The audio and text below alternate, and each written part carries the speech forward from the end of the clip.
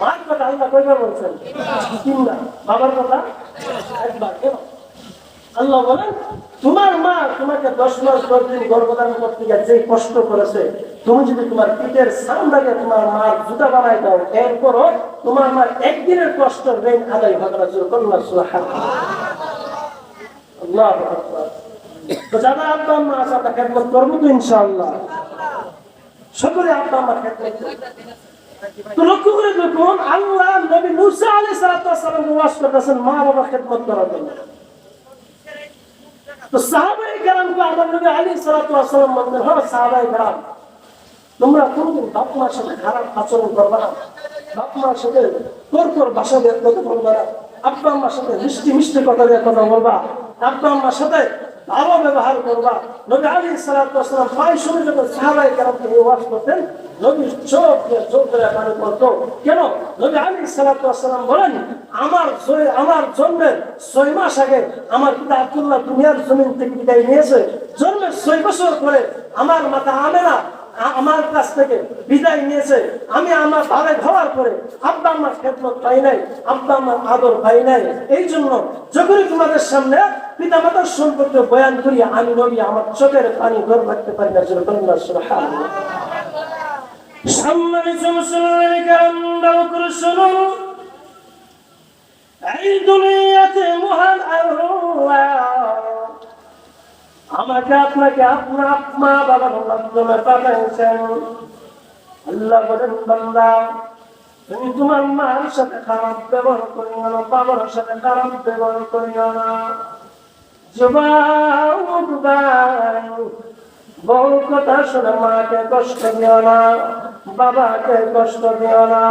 আমার আল্লাহ তোমার মা আমার মায়ের মাধ্যমে দুনিয়াতে পাঠাইছেন। আমার আল্লাহ বলেন বান্দা তোমার বাবার মাধ্যমে যখন তুমি তোমার মার পেটে যাও, মার পেটের মধ্যে যাও, যেদিন থেকে তুমি তোমার মার পেটে গিয়েছো, ওই দিন থেকে তোমার মা খানা নাই, ঘুম নাই, ভালোভাবে ঘুমাইতে পারে না, খানা খাইতে পারে না। জমা মা সারাদিন কাজ করে, কাজ করার পর বিকাল বেলা যখন খানা খাইতে যাবে, এমন অবস্থায় ভাতের প্লেটটা হাতের মধ্যে যখন দুঃখিনী মা রাখলেন, খানা লুকমাটা মুখে দিবেন, আমি আর আপনি মার পরিচার মধ্যে আঘাত মারি, লাঠি মারি। আমার আল্লাহ বলেন ওই সময় তোমার মা খানা খাইতে পারে নাই। আপনারা দেখছেন নিট ইসলাম।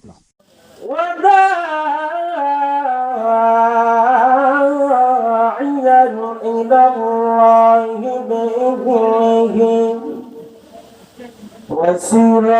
وسراجا منيرا.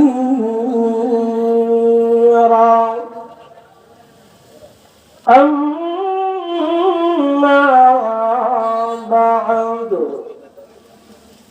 فأعوذ بالله من الشيطان الرجيم. بسم الله الرحمن الرحيم.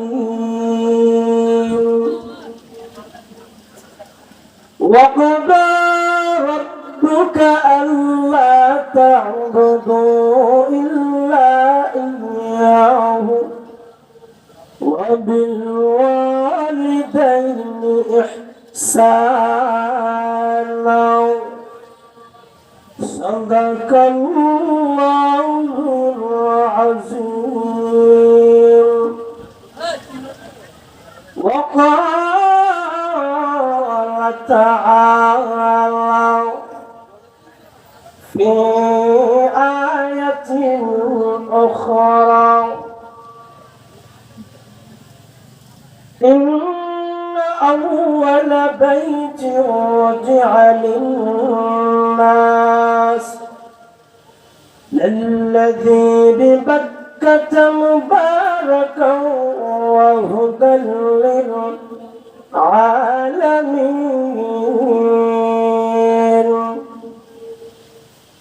وقال تعالى في شأن حبيبه ومحبوبه مخبرا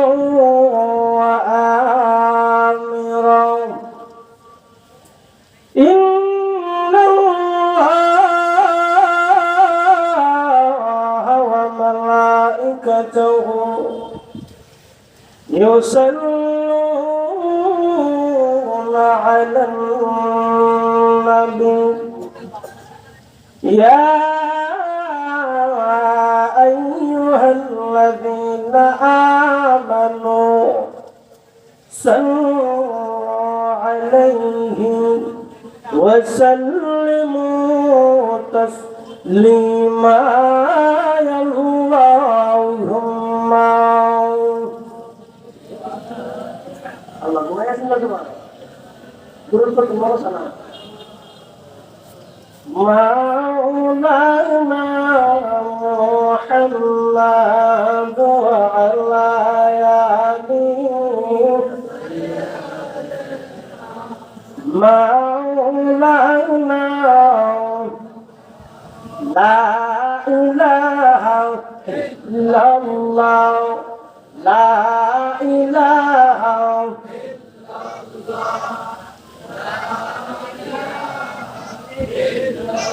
لا إله لا إله إلا الله محمد رسول الله صلى الله عليه وسلم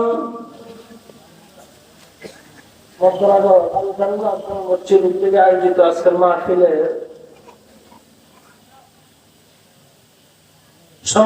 সম্মানিত সভাপতি হযরতুল আল্লাম হযরত মাওলানা হারুন রশিদ সাহেব বারাকাল্লাহু ফি হায়াতি, আজকের মাহফিলের প্রধান বক্তা সারা বাংলার আলোড়ন সৃষ্টিকারী যুবকদের নয়নমণি হযরতুল আল্লাম সাহেব আলী হাসান উসামা সাহেব বারাকাল্লাহু ফি হায়াতি, উপস্থিত মুআজ্জাজ মুকাররম উলামায়ে কেরাম, আমার সামনে বসা মুরব্বী বাবারা, যুবক ভাইয়েরা, পর্দা আড়ালের অবলা সবলা মা ও বোনেরা, মহান মালিকের দরবারে লাখো কোটি শুকরিয়া আদায় করি যে মহান আল্লাহ আমাকে আপনাকে প্রচন্ড গরমের মধ্যে জান্নাতি মজলিস, জান্নাতি বাগানে হাজারো মানুষ থেকে যাচাই বাছাই করে আল্লাহ আমাকে আপনাকে জান্নাতি পরিবেশে বসার আসার সুযোগ দান করেছেন। এই জন্য সকলেই শুকরিয়া দানকারীদের শুকরিয়া আদায় করি আলহামদুলিল্লাহ। আমরা যে এখানে আসছি আমরা খুশি না রাজা? আমাদের মতন আরো মানুষ এই এলাকায় আসে না? আমি বাংলা শুনে তো একটা কথা বলে শেষ করে ফেলবো। হুজুর আসার আগে যতক্ষণ বলতে হয়, আল্লামা সাহেব আলী হাসান উসামা সাহেব বারাকাল্লাহু ফি হায়াতি, অনেক বড় আলেম। এই পৃথিবীতে আল্লাহ আমাকে আপনাকে পাঠাইছেন একটা নির্দিষ্ট হায়াত দিয়ে, নির্দিষ্ট সময় দিয়ে, 60, 70, 80, 90। কিন্তু আমার নবী পূর্বে যত নবী আসছে, আমাদের নবী আমরা আসার আগে যত মানুষ আসছে, আল্লাহ সমস্ত মানুষকে অন্যান্য নবীদেরকেও লম্বা হায়াত দিয়ে আল্লাহ দুনিয়াতে পাঠাইছেন। কি বলেন ঠিক না? কিন্তু আমার নবীকে এবং আমার নবীর উম্মতকে আল্লাহ অল্প হায়াত দিয়ে দুনিয়াতে পাঠাইছেন। এবং আমি আপনি যে দুনিয়াতে আসলাম এমনিতে আসছি নাকি আপনার মাধ্যমে আসছি? আপনার মাধ্যমে আল্লাহ আমাকে আপনাকে দুনিয়াতে পাঠাইছে। তো লক্ষ্য করে দেখুন, আমি আপনাদের সামনে যে আয়াত কেন তলাত করেছি, আল্লাহ রাব্বুল আলামিন এই আয়াতের ভিতরে বলেন, وَقَضَى رَبُّكَ أَلَّا تَعْبُدُوا إِلَّا إِيَّاهُ। আমি আল্লাহর পক্ষ থেকে চূড়ান্ত ফয়সালা হয়ে গেছে, চূড়ান্ত সিদ্ধান্ত হয়ে গেছে। ইল্লা ইয়াহু ওয়া বিল ওয়ালিদাইন ইহসানা ওয়া ক্বাদা রাব্বুকা আল্লা তা'বুদু ইল্লা ইয়্যাহু ওয়া বিল ওয়ালিদাইনি ইহসানা। আল্লাহ বলেন আমি মহান রবের পক্ষ থেকে চূড়ান্ত সিদ্ধান্ত, চূড়ান্ত ফায়সালা হয়ে গেছে। আমি আল্লাহর ইবাদতের পরে, আমি আল্লাহর গোলামির পরে তোমরা তোমাদের জনম দুঃখিনী আব্বা আম্মার সেবা করার জন্য, আল্লাহ সুবহানাহু। কার সেবা করার জন্য? কোন পীরে, কোন বিশ্বাসে না।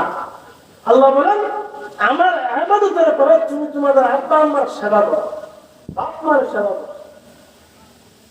আচ্ছা আমি আপনার কি বাপ মার মাধ্যমে আসছি না বাপ মার সারা আসছি?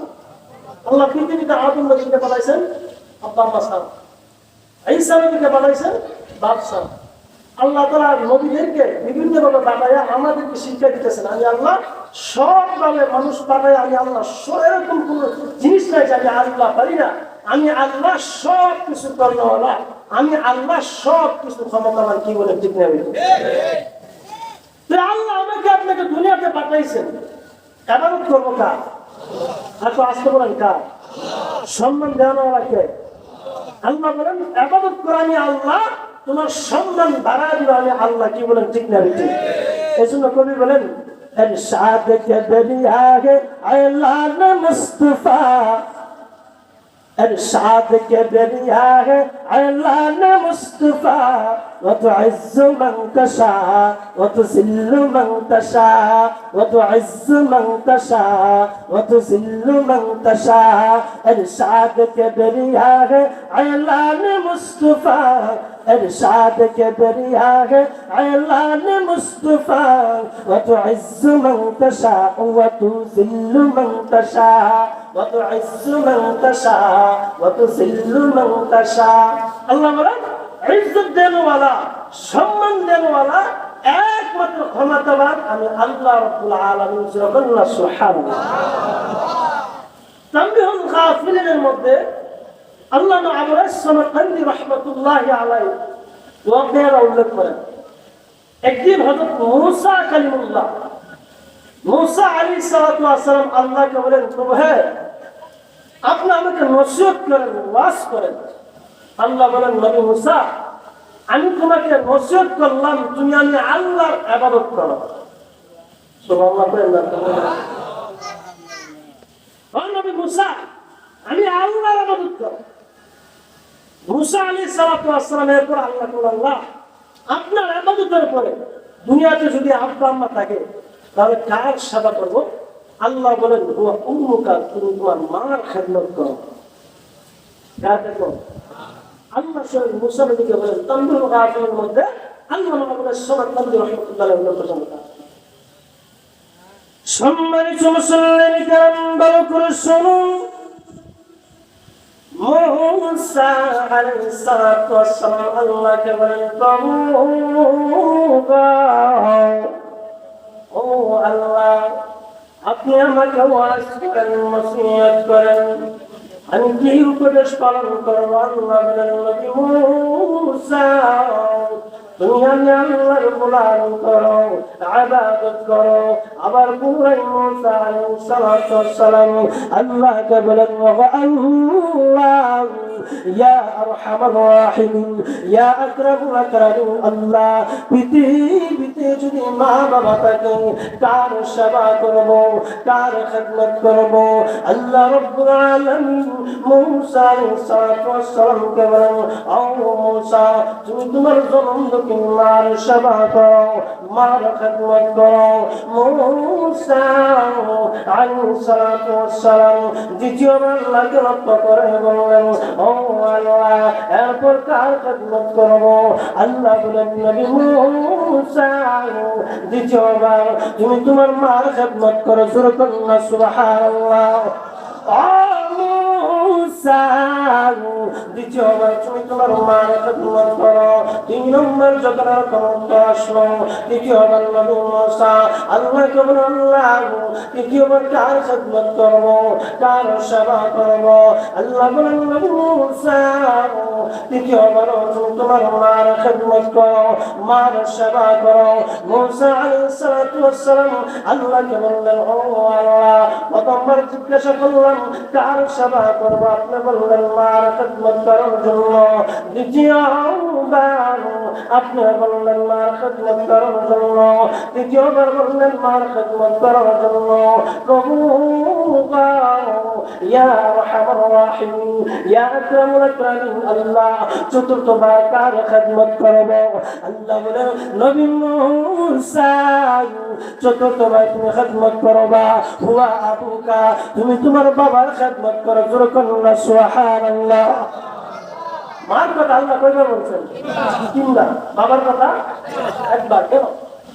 আল্লাহ বলেন তোমার মা তোমাকে 10 মাস 10 দিন গর্ভধারণ করতে গিয়ে যে কষ্ট করেছে, তুমি যদি তোমার পিঠের সামদাকে তোমার মার জুতা বানাই দাও, এরপরও তোমার মার একদিনের কষ্ট ঋণ আদায় হবে না। জোরে কন্যা সুবহানাল্লাহ। আল্লাহু আকবার। তো যারা আব্বা আম্মা আছে আমরা খেদমত করবো তো ইনশাআল্লাহ। সকলে আব্বা আম্মা খেদমত করবো।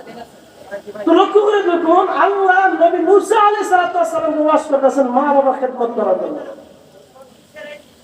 তো সাহাবায়ে কেরামকে আমার নবী আলাইহিস সালাম বললেন, হ্যাঁ সাহাবায়ে কেরাম তোমরা কোনদিন বাপ মার সাথে খারাপ আচরণ করবে না, বাপ মার সাথে তোর ভাষা দিয়ে কথা বলবে না, আব্বা আম্মার সাথে মিষ্টি মিষ্টি কথা দিয়ে কথা বলবা, আব্বা আম্মার সাথে ভালো ব্যবহার করবা। নবী আলাইহিস সালাম প্রায় সময় যখন সাহাবায়ে কেরামকে ওয়াজ করতেন, নবী চোখ দিয়ে জোর করে পানি পড়তো। কেন? নবী আলাইহিস সালাম বলেন আমার জন্মের 6 মাস আগে আমার পিতা আব্দুল্লাহ দুনিয়ার জমিন থেকে বিদায় নিয়েছে। জন্মের 6 বছর পরে আমার মাতা আমেনা আমার কাছ থেকে বিদায় নিয়েছে। আমি আমার ভাবে খাওয়ার পরে আব্বা আমার খেদমত পাই নাই, আব্বা আমার আদর পাই নাই। এই জন্য যখনই তোমাদের সামনে পিতা মাতার সম্পর্কে বয়ান করি, আমি নবী আমার চোখের পানি ধরে রাখতে পারি না। সুবহানাল্লাহ। সম্মানিত মুসলমান কেরাম, ভালো করে শুনুন, এই দুনিয়াতে মহান আল্লাহ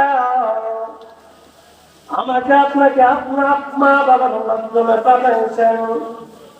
আল্লাহ বলেন বান্দা তুমি তোমার মার সাথে খারাপ ব্যবহার করিও না, বাবার সাথে খারাপ ব্যবহার করিও না। যুবক ভাই, বউ কথা শুনে মাকে কষ্ট দিও না, বাবাকে কষ্ট দিও না। আমার আল্লাহ তোমার মা আমার মায়ের মাধ্যমে দুনিয়াতে পাঠাইছেন। আমার আল্লাহ বলেন বান্দা তোমার বাবার মাধ্যমে যখন তুমি তোমার মার পেটে যাও, মার পেটের মধ্যে যাও, যেদিন থেকে তুমি তোমার মার পেটে গিয়েছো, ওই দিন থেকে তোমার মা খানা নাই, ঘুম নাই, ভালোভাবে ঘুমাইতে পারে না, খানা খাইতে পারে না। জমা মা সারাদিন কাজ করে, কাজ করার পর বিকাল বেলা যখন খানা খাইতে যাবে, এমন অবস্থায় ভাতের প্লেটটা হাতের মধ্যে যখন জন্ম দুঃখিনী মা রাখলেন, খানা লুকমাটা মুখে দিবেন, আমি আর আপনি মার পরিজার মধ্যে আঘাত মারি, লাঠি মারি। আমার আল্লাহ বলেন ওই সময় তোমার মা খানা খাইতে পারে নাই, ভাতের প্লেটটা আল্লাহর মধ্যে বিছানার মধ্যে শুয়ে যায়। আমি আল্লাহ এরপর তোমার মাকে দরজা দিয়েছি, কষ্ট সহ্য করার তৌফিক দিয়েছি। তুমি তোমার মাকে কষ্ট দিও না, আঘাত দিও না। আল্লাহ বলেন বান্দা যদি তুমি তোমার মার মনে কষ্ট দাও, আমি আল্লাহর আরশ মহল্লার মধ্যে কেঁপে যায়, আরশ মহল্লা কাঁপতে থাকি। যদি তুমি তোমার বাবার মনের মধ্যে আঘাত দাও, বাবাকে কষ্ট দাও, মাকে কষ্ট দাও, এই কষ্ট তোমার মা পাই না, বাবা পাই না। আমি আল্লাহ এই কষ্ট অনুভব করি। কেন করি? আমি আল্লাহ বলি তোমরা আমার ইবাদতের উপরে মা বাবার কষ্ট দিও না। কার হুকুম? সুরকম আর কুসুরকম কার হুকুম? আল্লাহ। দেখেন মা বাবাকে যারা কষ্ট দিচ্ছে তারা দুনিয়াতেও বেদামি হয়েছে, পরকালে জাহান্নামের মালিক হয়েছে। কেউ মা বাবাকে কষ্ট দেয় দুনিয়াতে সুখে থাকতে পারে না। যারাই সম্মানের চেয়ারে বসছে সম্মানিত হয়েছে একমাত্র মা বাবাকে সম্মান করার মাধ্যমে। কি বলেন? ঠিক আছে, আপনার আমাকে সম্মান করেন। লক্ষ্য করে দেখেন সাহাবায়ে কেরামের মতো অন্যতম একজন সাহাবী হযরত আলকামা রাদিয়াল্লাহু তাআলা, উনি মৃত্যুর সজ্জায়। নবী আলাইহিস সালাতু ওয়াস সালাম মসজিদে নববীর মতো বয়ান করতেছেন। এর মুহূর্তে আলকামার স্ত্রী মসজিদের পাশে আসেন, আয়েশা বলেন ইয়া রাসূলুল্লাহ আপনার প্রিয় সাহাবী আলকামা মৃত্যুর সজ্জায় আমি তাকে কালিমার ফালতুন দিতেছি, কিন্তু তার জবান গায়ে কালিমা আসতে না। ইয়া রাসূলুল্লাহ, এখন কি করব? নবী আলাইহিস সালাতু ওয়াস সালাম সাহাবায়ে কেরামের মধ্য থেকে চারজন সাহাবীকে বাড়ালেন, হযরত আলী, উসমান, হযরত বেলাল, হযরত আবু বকর রাদিয়াল্লাহু তাআলা। এই চার সাহাবীকে আলকামার বাড়িতে বাড়ালেন। তারা যে কালিমার ফালতুন দিতেছে, কিন্তু তার জবান গায়ে কালিমা আসতেছে না। সুবহানাল্লাহ। নবী আলাইহিস সালাতু ওয়াস সালাম আশ্চর্য হয়ে গেলেন। সাহাবায়ে কেরাম ফালতুন দিতেছে, ওনার মুখে কালিমা আসতেছে না। মুসলমান বন্ধুরা আমার ভালো করে শুনুন, সাহাবায়ে কেরামের ইতিহাস যদি বলতে যায় রাতের পর রাত শেষ হয়ে যাবে। সাহাবায়ে কেরাম আল্লাহ রাব্বুল আলামিন কেমন ভাবে দামি বানাইছেন, কেমন ভাবে আল্লাহ সম্মান দিয়েছেন। আলকামা যখন মৃত্যু সজ্জায় সাকরাত অবস্থায় ওনার স্ত্রী ওনাকে কালিমা তালকিন দিতেছে, যখন কালিমা আসে না। নবী আলাইহিস সালাতু ওয়াস সালাম যখন এই কথা শুনলেন, চারজন সাহাবী ওনার বাড়িতে পাঠালেন। আবু বকর, ওমর, ওসমান, বেলাল, এই চার সাহাবী তালকিন দিয়েছেন। আবু বকর বলে, আলকামা বলো লা ইলাহা ইল্লাল্লাহ মুহাম্মাদুর রাসূলুল্লাহ। আলকামার জবান দিয়ে কোনো কিছু বাইর হয় না, কোনো কিছু বলে না। আলকামা রাদিয়াল্লাহু তাআলা চুপ হয়ে গেলেন, কিছু বলেন না। নবী আলাইহিস সালাতু ওয়াস সালামের কাছে আবু বকর বেলালকে পাঠালেন, যারা বেলাল যাও নবীর কাছে সংবাদ দিয়া বলে দাও, আমরা তাকে তালকিন দিতেছি, ওনার জবান দিয়ে কোনো কিছু বাইরে হইতেছে না। নবীর কাছে যখন বেলাল রাদিয়াল্লাহু তাআলা এই কথা বললেন, নবী আলাইহিস সালাতু ওয়াস সালাম মসজিদে নববী থেকে আলকামার বাড়িতে আসলেন। আয়েশা আলকামাকে তালকিন দিলেন, আওয়াজ করলেন না। নবী আলাইহিস সালাতু ওয়াস সালাম আলকামার স্ত্রীকে লক্ষ্য করে বললেন, ও আলকামা, আলকামার স্ত্রী, আলকামার মা কি দুনিয়াতে আছে? ইয়া রাসূলুল্লাহ, আলকামার মা দুনিয়াতে আছে। কোথায়? অমুক এলাকায় বসবাস করে, অমুক এলাকায় থাকে। নবী আলাইহিস সালাতু ওয়াস সালাম বেলালকে পাঠালেন, ও বেলাল, আলকামার মার কাছে আমার সালাম নিয়ে যাও, গিয়ে বলবা আল্লাহর নবী আমাকে পাঠাইছেন, যদি আপনি পারেন। আল্লাহর নবী বলছেন আলকামার বাড়িতে যাওয়ার জন্য, যদি না পারেন আল্লাহর নবী আপনার কাছে আসবে।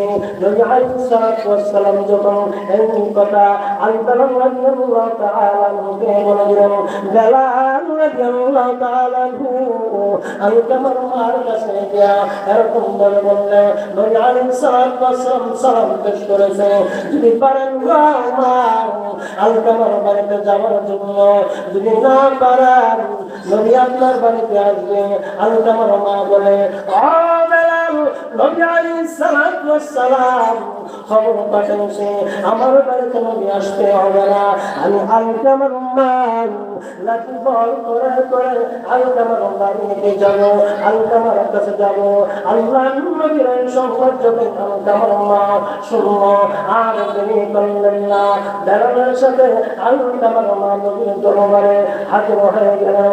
ইয়া বললেন, আসসালাতু ওয়াসসালামু আলাইকা ইয়া রাসূলুল্লাহ, আসসালাতু ওয়াসসালামু আলাইকা ইয়া হাবিবাল্লাহ। ও নবী, আপনি তালাশ করলেন আমি নবী আসার জন্য, কেন নবী কেন তালাশ করলেন? আল্লাহর নবী বলেন, ও আলকামার মা, আলকামা কি আপনার ছেলে? হ্যাঁ, আমার ছেলে আলকামা। আলকামা আপনার সাথে কি বেয়াদবি করেছে? আমার নবীজি, নবী যখন এই কথা বললেন, বলার সাথে সাথে আলকামার মার চোখ দিয়া পানি বেরিয়ে হয়ে পানি বাইর হয়ে গেলেন, পানি আসতে লাগলেন। নবী বলেন, বইয়ের উপর কিছু না, আমি বলি আপনাকে বললাম যা আছে সব করে বলেন। আল্লাহর নবীর কাছে আলকামার মা লক্ষ্য করে বললেন, ইয়া রাসূলুল্লাহ, ইয়া হাবিবাল্লাহ, আমার ছেলে 5 ওয়াক্ত নামাজ আপনার পিছনে আদায় করত। আমার ছেলের একটা গুণ ছিল, সর্বদাই সদকা করত, দান করত, দান দান খয়রাত বেশি বেশি করতো। তখন নবীজি ইয়া রাসূলুল্লাহ ইয়া হাবিবাল্লাহ আমার একটাই আমার ছেলে বেশি বেশি আবাদত করতো, নফল নামাজ পড়তো, কোরআন তেলাওয়াত করতো, আপনার দরবারে 24 ঘন্টা হাজির আদেশ দিত। আমার নবীজি যখনই আমার ছেলে বাড়িতে আসতো, আসার পরে আমি মা বলতাম ছেলে আমার কথাটা তুমি শোনো, আর আমার স্ত্রী বলতো আরেকটা। আমি মার কথা প্রাধান্য দিত না, বউয়ের কথা প্রাধান্য দিত। আমি মাকে সম্মান করতো না, দান দিত না, স্ত্রীকে সম্মান করতো, দান দিত। আমি নবীজি মনে মনে বলতাম আর আমাকে 10 মাস 10 দিন পেটে ধারণ করেছি, কত সহ্য করেছি, বেটা কত সহ্য করেছি, ঘুমাইতে পারি নাই, খানা খাইতে পারি নাই। যেদিন থেকে আলকামা আমার পেটে দিয়েছে, আজকে বিবাহের পর আলকামা আমার কথা শুনে না, বউর কথা প্রাধান্য দেয়। আমি মা কষ্ট পাইতাম। ইয়া রাসূলুল্লাহ ইয়া হাবিবাল্লাহ আলকামা আমাকে তুমি কষ্ট দিত, আমার কথা প্রাধান্য দিত না, বউর কথা প্রাধান্য দিত। নবী আলাইহিস সালাতু ওয়াস সালাম বলেন মা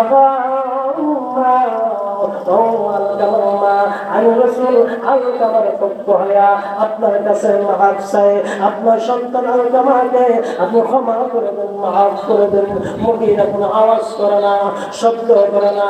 নবী আলাইহিস সালাতু ওয়াস সালাম সাহাবায়ে কেরামকে লক্ষ্য করে বলে ও সাহাবায়ে কেরাম তোমরা লাকি চলো আলকামাকে পুরো সাই করে দিব। এই কথা যখন আলকামার মা শুনলেন চোখ দিয়ে পানি ভাই হইতে লাগলো, পানি পড়তে লাগলো। ইয়া রাসূলুল্লাহ ইয়া হাবিবাল্লাহ আমার সালাত তোমাকে আপনি পুরো সাই করে দিবেন। আল্লাহর নবী বলেন মাগা দুনিয়ার শাস্তি চাইতে পরকালের শাস্তি ভয়ানক, দুনিয়ার আযাব চাইতে পরকালের আযাব বেশি কঠিন, দুনিয়ার আগুন চাইতে পরকালের আগুন বেশি। আলকামাকে পুরো সাই করে দিব। আলকামার মা বলে ইয়া রাসূলুল্লাহ ইয়া হাবিবাল্লাহ আমি জনম দুদিন না সহ্য করতে পারলাম না, বরদাস্ত করতে পারলাম না। ওগো নবী এখানে যারা উপস্থিত আছে সমস্ত সাহাবায়ে কেরামকে সাক্ষী রেখে বললাম আপনি নবীর সাক্ষী আমি জনম দুঃখিনী না আলকামাকে ক্ষমা করে দিয়েছি। সাহাবায়ে কেরাম যদি মা আসলে বিয়ে করতো নবী আলাইহিস সালাতু ওয়াস সালাম তাদের সাথে পুত্র করতে থাকতেন, কারণ আল্লাহ বলেছেন তোমরা তোমাদের মার সাথে বিয়ে করো না, বাবার সাথে বিয়ে করে না। আর বর্তমান সমাজে আমরা কি করি, রক্ত গরম যুবক মানুষ আব্বা আমার সাথে তোর ভাষায় কথা বলি, আর শ্বশুর শাশুড়ির সাথে মিষ্টি মিষ্টি কথা বলি। কি বলেন তিনি? যদি আপনাদের মধ্যনগর না থাকে বিভিন্ন এলাকা আছে, মানুষ শ্বশুর শাশুড়ির সাথে মিষ্টি মিষ্টি কথা আর আব্বা আমার সাথে তোর ভাষা কথা, কি আমাদের আরাম।